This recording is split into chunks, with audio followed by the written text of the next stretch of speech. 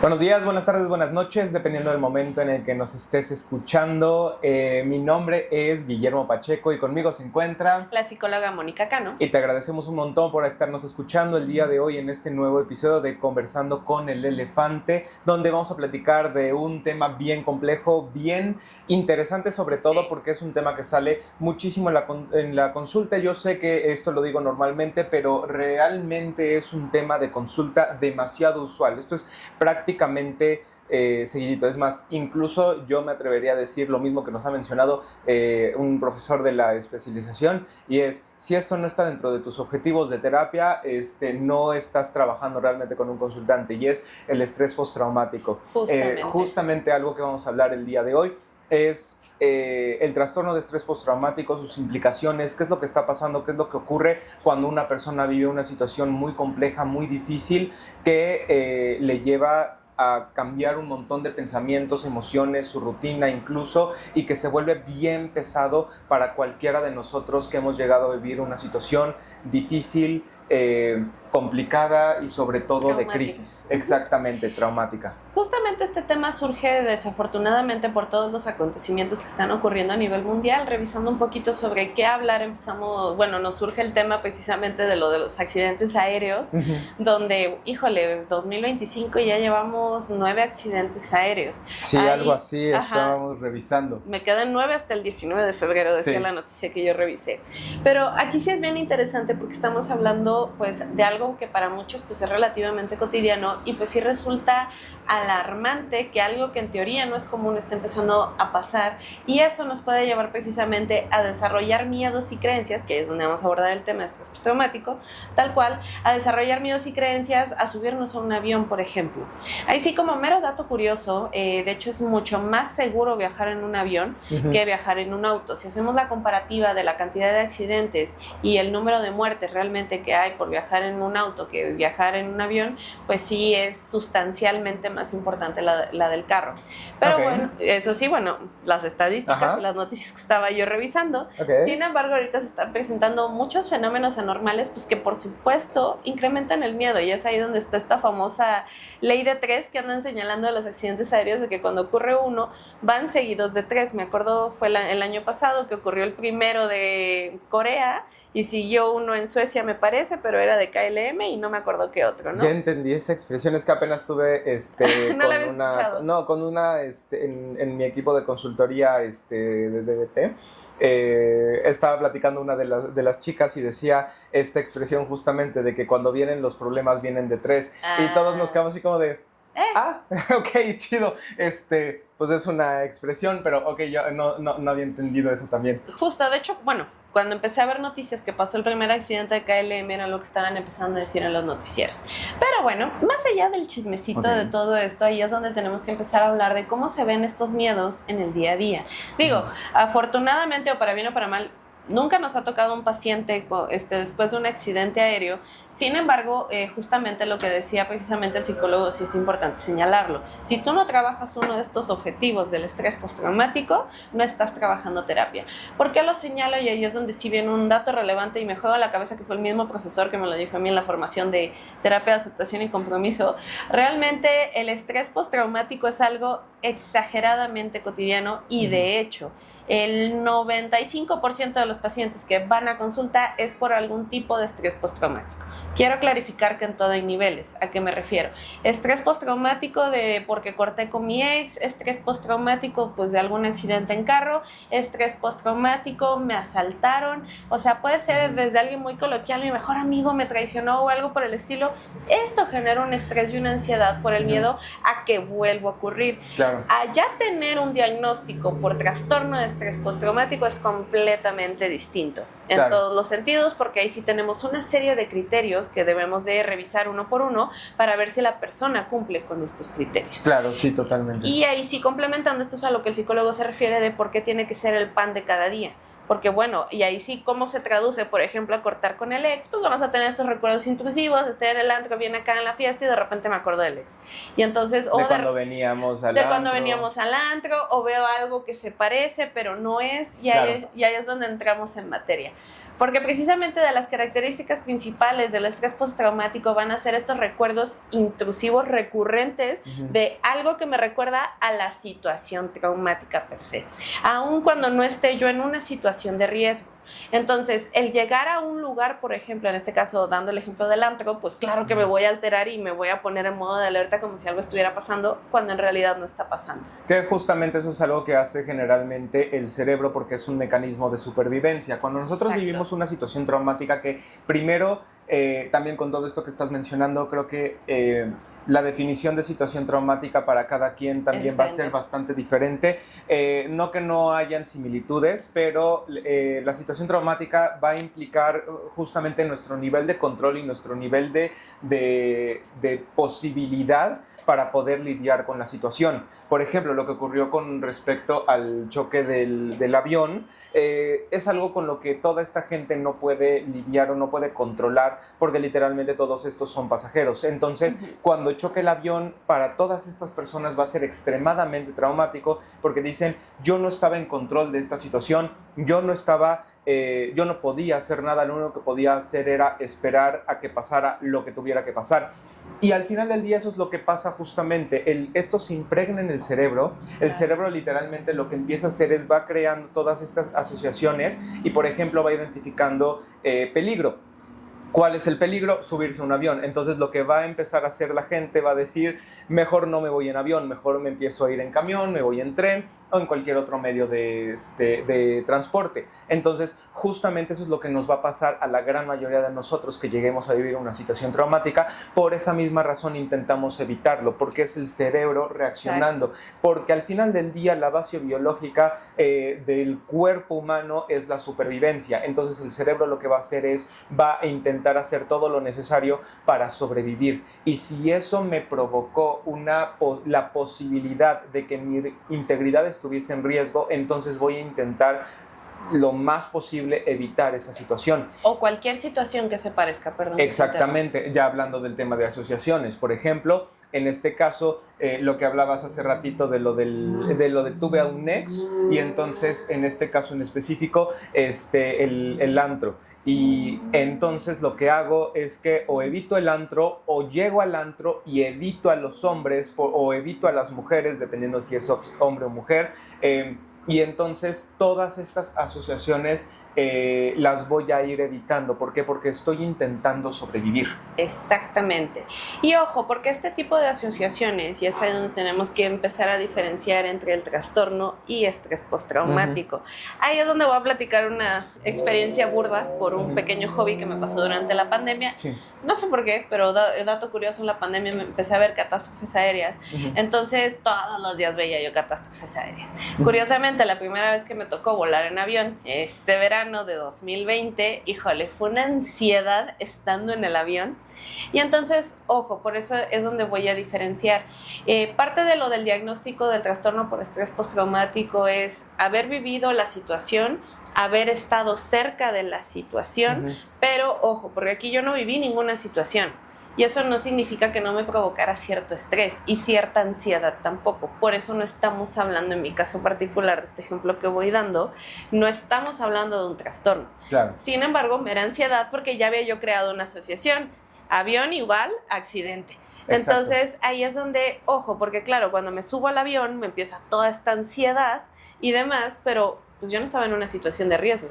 Digo, exactamente. Y es ahí donde tenemos que empezar a trabajar justamente con las creencias, desde la terapia cognitivo-conductual, revisar estas asociaciones, porque yo ahí ya empecé a generalizar. ¿A qué me refiero? Avión igual a riesgo. Y no necesariamente subirse a un avión es igual a riesgo. Es una posibilidad, pero no es una realidad, no es un hecho. De hecho, justamente es algo que se hace constantemente dentro de la terapia, que es revisar los hechos, verificar los hechos, qué es lo que te lo está provocando. Porque, por ejemplo, en esto que me estás mencionando, en realidad lo que te lo está provocando es haber sido expuesta a través de la televisión sobre catástrofes aéreas. El tema es que no fuiste expuesta a y tampoco puedes determinar lo viví de cerca. Sí, de hecho, justamente a mí alguna vez me pasó que igualmente, no sé, tembló aquí en Puebla, y nosotros estamos en una torre médica. Entonces lo que pasó es que hubo algunas personas a las que no les tocó como tal el temblor aquí dentro de la torre, pero al día siguiente, a los 2 días, etcétera, hubo algunas personas que dijeron, la verdad es que no me gustaría ir a la torre porque... Y nos reagendaron. Exactamente, entonces no me gustaría ir porque no quiero exponerme ante esta situación. Entonces, literalmente lo que uno tiene que ir haciendo es verificar los hechos e identificar incluso en este caso, a ver, no podemos controlar que el temblor pase o no pase, de hecho nadie puede determinar eso. Entonces, yo entiendo que te dé miedo, pero no podemos controlar eso, y también hay un punto bien importante, y es que tan efectivo es evitar esta situación. No es realmente muy efectivo. Que de hecho ese es el mayor problema, ya cuando tenemos el trastorno es porque nos impide llevar nuestra vida cotidiana de manera normal. ¿Por qué? Porque empezamos con estas conductas de evitación que ya, la palabra en realidad es empezamos a ser disfuncionales. Claro. Cuando un miedo de esta magnitud por un evento traumático no me permite ser funcional, es donde empieza el problema. Y es donde normalmente llegan a terapia. Exacto. ¿Por qué? Porque pues es donde tenemos que aprender a seguir, y ojo con la frase que mencioné aquí hace un rato, a pesar de la posibilidad. Sin embargo, tomemos en cuenta lo siguiente, y voy a dar un ejemplo más coloquial, un accidente en auto, pues muy probablemente lo más, y luego me va a dar miedo manejar, me va a dar miedo pasar por la zona, y eso está bien. Sin embargo, es hasta cuánto o hasta dónde me está evitando este miedo seguir con mi vida cotidiana. O sea, a lo mejor empiezo a dejar de salir a la calle sin siquiera, empiezo a evitar inclusive a amigos, a familiares, porque no quiero exponerme. Con tal de no subirme al carro. Exactamente. Esto que le pasó a los pacientes, oye, acaba de ocurrir un terremoto en México, aguántame, no me voy a subir a la torre, ¿no? No pasó, pero por exagerar. Sí pasó, ¿no? Eso sí hubo pacientes que no quisieron venir. No hablaba de 2017, pero okay, vale. Eso me refería, sí, siendo que temblores. Pero puedo entender a estos pacientes que me digan que después del sismo, ok, no voy a la torre, pero déjate tú la torre en nuestra consulta, pero que esto se mantenga semanas o meses después del sismo, ahí ya es un problema. Y no solo para venir a nuestra consulta, sino en general para ir a cualquier lugar. Sí, al final del día... Aquí lo que nosotros tenemos que ir identificando, sobre todo para poder ir trabajando el tema del estrés postraumático, es si realmente funciona o no funciona evitar. A mí me ha ocurrido con diferentes situaciones, con diferentes personas. Nos ha tocado tener que trabajar tema de abuso, tema de violación, tema de asaltos, tema estos accidentes. Y literalmente lo primero con lo que se trabaja es con el hecho de qué es lo que se quiere evitar y qué es lo que se tiene que evitar. Porque muchas veces lo que pasa es que ya queremos evitar inclusive mis propios pensamientos. Uno de los síntomas más usuales y regulares del estrés postraumático son los famosos flashbacks. Vienen los flashbacks, vienen como el recuerdo de lo que me pasó, de lo que me ocurrió, de lo que llegué a ver. Y entonces con el simple recuerdo yo ya quiero evitar. Quiero evitar la situación, quiero evitar el pensamiento, quiero evitar la emoción, quiero evitar todo lo que tenga que ver con ello. Y entonces por esa misma razón se vuelve tan complejo, se vuelve tan difícil, porque eso nos deja con casi el quiero evitar hasta a mí mismo, hasta mi propia mente. Exacto. Y eso es prácticamente imposible. Y es ahí donde viene, porque de hecho aquí es donde tenemos que empezar a trabajar. Estos son pensamientos automáticos enfocados muy específicamente al trauma. Pero entonces estos pensamientos automáticos, dato curioso, son normales y los fabrica nuestro cerebro, pues porque es cerebro. Pero no necesariamente ese pensamiento automático como tal es una realidad. Y eso es lo que tenemos que aprender a cuestionar. Porque, por ejemplo, algo que sí me han mencionado es que de repente, situación random, iba manejando y si me estampo contra el pilar, y es como de, ¿cómo? ¿Me quiero matar? No necesariamente. Simplemente el cerebro crea una asociación, obviamente negativa, claro. Y es porque estoy viendo el estímulo del pilar, porque estoy viendo los otros carros, a lo mejor el carro que viene manejando mal, etcétera. Entonces genera un pensamiento automático. Exactamente. ¿Cuál es el punto ahí? Identificar que es un pensamiento producto de mi cerebro y no necesariamente producto mío. Que ahí es donde entra la parte de la terapia y las formas en las cuales nosotros podemos trabajarlo. Que en general lo que se menciona es que la terapia cognitivo-conductual es una de las más funcionales y de las que tienen más evidencia que pueden trabajar con esto, porque justamente, y esto es cosa de sesión 1, donde yo explico qué es la terapia cognitivo-conductual, básicamente para lo que nos ayuda es para identificar tanto emociones, pensamientos como conductas asociadas. Esto significa cuando yo pienso, ay no quiero saber sobre eso, no quiero que me digas nada sobre eso, ya estamos entendiendo que estamos hablando de miedo. Es decir, cada pensamiento genera una emoción y cada emoción a su vez va a generar un pensamiento. Entonces lo que hacemos dentro de la terapia cognitivo-conductual es eso, es revisar cuáles son las emociones, cuáles son los pensamientos asociados, qué conductas estás teniendo con dichos pensamientos y emociones, y entonces empezar a hacer modificaciones. Por esa misma razón tiene tanta evidencia con respecto al estrés postraumático, porque justamente empezamos a hacer modificaciones muy específicas ahí. Por otro lado, también existen otro tipo de estrategias. Por ejemplo, está lo que es la terapia de exposición o inclusive el EMDR, que básicamente la terapia cognitivo-conductual trabaja muchísimo terapia de exposición. Exactamente. Son cosas diferentes en el sentido de que en la terapia de exposición como tal nos enfocamos en exponernos. Es la técnica en sí, exactamente, que se utiliza en mayor medida para una fobia o un miedo en específico. Exacto. Se utiliza dentro de la terapia cognitivo-conductual, pero ya cuando estamos hablando de un trastorno por estrés postraumático, no solo tenemos que exponer a la persona en la situación que da miedo, en teoría, sí. Un accidente no es como que lo vayamos a llevar a un accidente, no, claro, pero sí exponerse a esas situaciones que desencadenan estos miedos. A que se vuelva a subir al avión, o a que se vuelva a subir al coche, exacto, o a que vuelva a ir al antro, en el caso de esta persona que mencionabas, es encontrar literalmente en qué formatos o en qué contextos no es funcional evitar. Y exacto, entonces ahí nos tenemos que ir exponiendo. Entonces eso es un punto bien importante, porque la exposición de hecho en general y sobre todo en contextos terapéuticos es de lo más efectivo. Sí. Exponernos a aquello que nos amenaza, aquello que sentimos amenazante, pero entendiendo que no lo es una de las cosas que más nos va a ayudar en el tema terapéutico. Y lo mismo ocurre con el MDR, que básicamente el MDR lo que hace es que está esta teoría de los marcos relacionales, donde justamente se identifica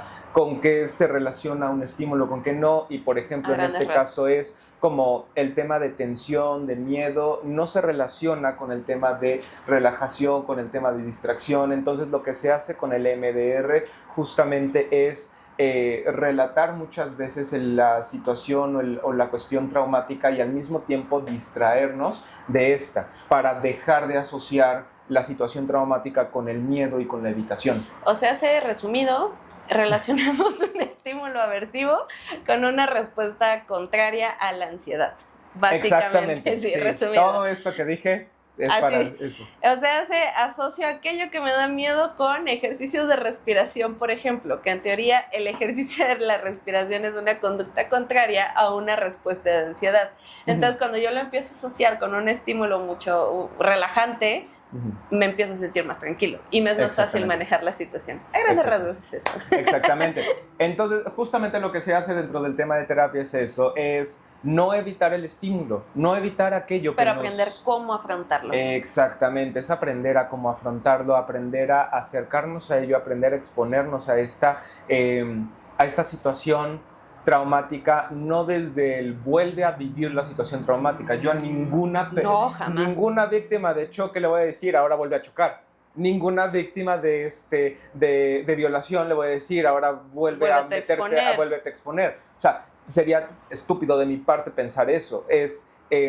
A una víctima de un choque le voy a decir vuelve a tomar un coche o vuelve a subirte a un avión en ciertos contextos en específico. Exacto. A una víctima de violación o de abuso yo le voy a decir, ok, aprende a salir de noche. Por ejemplo, si te sientes más segura con alguna persona, con algún familiar, con alguna amistad, a lo mejor en algunos momentos en específico, no en las noches, sino primero en los días, empieza a sentirte con más seguridad y con más control y con más tranquilidad en estos contextos. Eso es lo que se busca generalmente.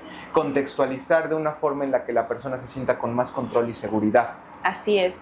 Por otro lado, también tenemos que tomar en cuenta que recién ha ocurrido una experiencia traumática. A ver, ya les explicamos cómo se trata, pero una cosa es el inicio y sobre todo también el entorno va a jugar un papel trascendental en va a jugar un papel trascendental en esta recuperación.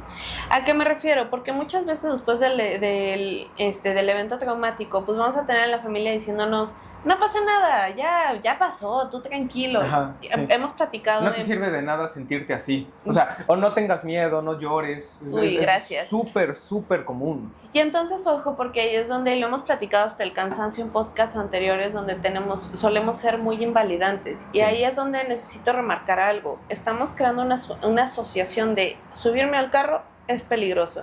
Lo que yo siempre le digo en las consultas es porque me dicen es que no debería sentir miedo. Y yo voy a decir, ¿y por qué no? Acabas de vivir un trauma.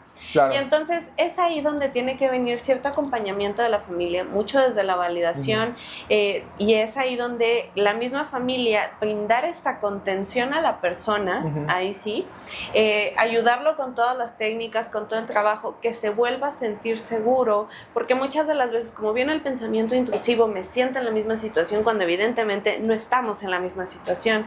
Entonces ahí donde puede empezar a entrar la familia, a ver, vamos a empezar a entrar, vamos despacito, respira, haz los ejercicios que te mandaron a la terapia, no estamos en el mismo lugar, o sea, tiene que venir este apoyo. Pero no de golpe él, no pasó nada y ya deberías estar como si nada. Oye, nos vamos a subir a un avión, pero acabas de vivir eso, pues está cañón, ¿no? Tiene que haber cierto respeto también, cierto acompañamiento. Sí, ahorita con lo que pasó, por ejemplo, con lo de con lo del choque de avión, es como si viniera una de las víctimas y dijera, es que tengo miedo de volverme a subir a un avión. Y, por ejemplo, el familiar o lo que las probabilidades son bajas. Ay, sí, las probabilidades son súper bajas. O, yo también me subo a aviones y no estoy pensando en que me voy a chocar. O la otra. Yo también me subo a aviones y también pienso que eso va a pasar, pero no me pongo no lo evito.